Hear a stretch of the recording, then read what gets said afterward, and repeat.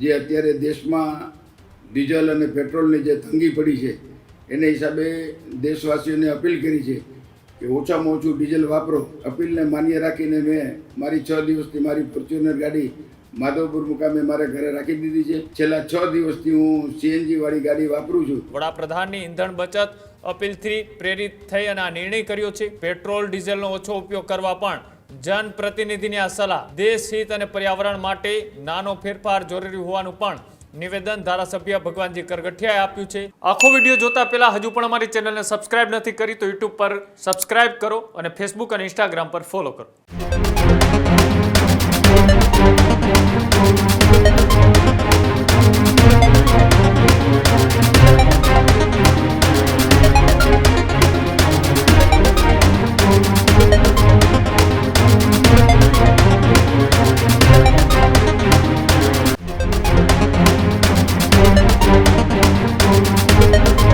જે રીતના વૈશ્વિક કટોકટી ચાલી રહી છે તેને લઈ સરકાર દ્વારા પણ એ લોકોને અપીલ કરવામાં આવી રહી છે અને જે રીતના વૈશ્વિક કટોકટીની વચ્ચે સંકટભર્યા જે દિવસો છે તેની અંદર સાવચેત રાખવી ખૂબ જરૂરી છે અને તેની શરૂઆત હવે ધારાસભ્યો હોય કે નેતાઓ એ તમામ કરી રહ્યા છે.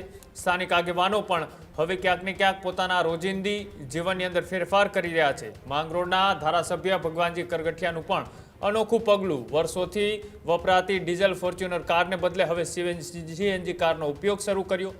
ઈંધણ બચત માટે ધારાસભ્યોનો આ પ્રેરણાદાયી નિર્ણય છે કે જ્યાં વૈશ્વિક પરિસ્થિતિ અને ઈંધણ સંકટને ધ્યાનમાં રાખીને તેઓએ આ પગલું ભર્યું છે. વડાપ્રધાનની ઈંધણ બચત અપીલથી પ્રેરિત થઈ અને આ નિર્ણય કર્યો છે. દરેક નાગરિકને ઈંધણ બચત તરફ આગળ આવવાની પણ અપીલ કરી છે.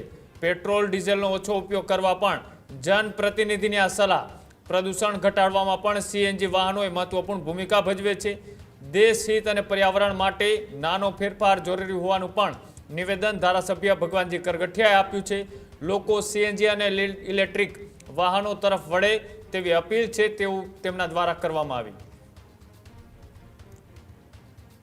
આપણા લોકપ્રિય વડાપ્રધાન આદરણીય નરેન્દ્રભાઈ મોદી ઈરાન અને ઈરાક યુદ્ધના હિસાબે જે અત્યારે દેશમાં ડીઝલ અને પેટ્રોલની જે તંગી પડી છે એને હિસાબે દેશવાસીઓને અપીલ કરી છે કે ઓછામાં ઓછું ડીઝલ વાપરો અને ઓછામાં ઓછું સોનું ખરીદ કરો. જેને અપીલને માન્ય રાખીને મેં મારી 6 દિવસથી મારી ફોર્ચ્યુનર ગાડી માધવપુર મુકામે મારે ઘરે રાખી દીધી છે અને છેલ્લા 6 દિવસથી હું સીએનજી વાળી ગાડી વાપરું છું. જેને હિસાબે ડીઝલની બચત થાય છે અને આ લોકો આવી અપીલ મેં માન્ય રાખી છે અને દરેક લોકો આ અપીલનો અનુસંધે તો દેશમાં ડીઝલની તંગી ઓછી રહી અને લોકોને અને દેશને ખૂબ જ મોટો ફાયદો થાય એમ છે. આ જ પ્રકારની તમામ અપડેટ જોવા માટે ન્યૂઝરૂમ ગુજરાતને લાઇક, શેર અને સબસ્ક્રાઇબ કરવાનું ભૂલતા નહીં.